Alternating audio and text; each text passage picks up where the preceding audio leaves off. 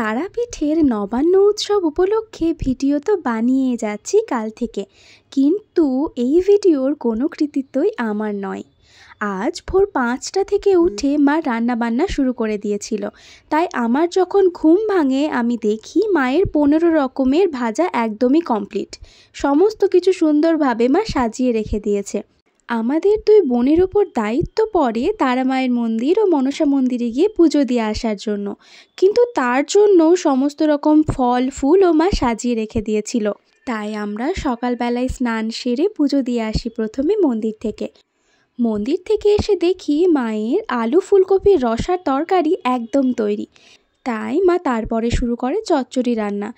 সেখানেও বেগুন আর শিমগুলো তেলে ভেজে মশলা কষানো হয়ে গেছিল, তাই সেদ্ধ করে রাখা ফুলকপি বাঁধাকপির ডাঁটা আর গাজর আলু দিয়ে কিছুক্ষণ সেটাকে কষিয়ে নিয়ে তার উপরে হলুদ আর জল দিয়ে বাকিটুকু সেদ্ধ করে নেয়। সমস্ত সবজি যখন সেদ্ধ হয়ে আসবে তখন উপর থেকে ভেজে রাখা বড়ি আর সর্ষে বাটা দিয়ে একটুখানি ফুটিয়ে নিলেই চচ্চড়ি একদম তৈরি হয়ে যায়। নবান্ন যেহেতু রান্নারই উৎসব, তাই যারা রান্নাবান্না করতে ভালোবাসে তাদের জন্য এই নবান্নটা কিন্তু খুবই স্পেশাল একটা দিন। এদিকে চচ্চড়ি রান্না তো হয়ে গেছে, তারপরে দেখি মা অন্যদিকে বাঁধাকপি রান্না শুরু করে দিয়েছিল। গ্যাসের একদিকে বাঁধাকপি রান্না হয় আর অন্যদিকে দেখি আলু কুমড়োর তরকারি রান্না হচ্ছে।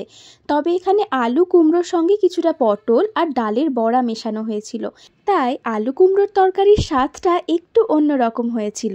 সব রকম নিরামিষ রান্নার শেষে সব সবজি এবং পায়েস দিয়ে সেই খাবার উৎসর্গ করা হয় পিতৃপুরুষকে। আগের একটি ভিডিওতে আমি বলেছিলাম বীরভূমের একটি প্রিয় পদ হলো যে কোনো রকম সবজি দিয়ে টক, তাই আমরা আর টমেটোর সঙ্গে সবজি মিশিয়ে একটা টক বানিয়ে নেওয়া হয়।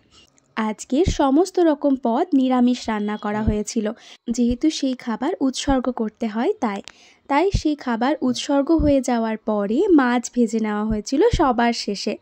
তারপরে আর কি, আজকের দুপুর তো আমাদের একদম জমজমাট, যাকে বলে নবান্নের ভুরিভোজ।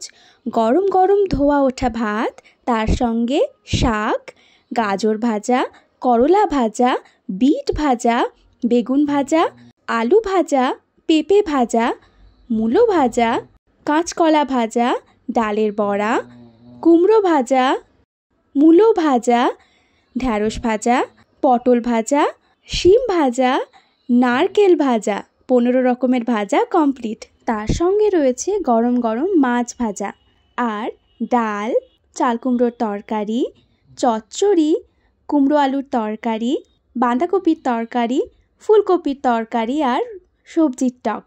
এত কিছু খাওয়ার পরে যেন বিষম না খেয়ে যায়, তার জন্য জল তো রয়েইছে। আজকের ভিডিওটা এই পর্যন্তই। ভিডিওটা কেমন লাগলো কমেন্টে জানাতে ভুলবেন না কিন্তু।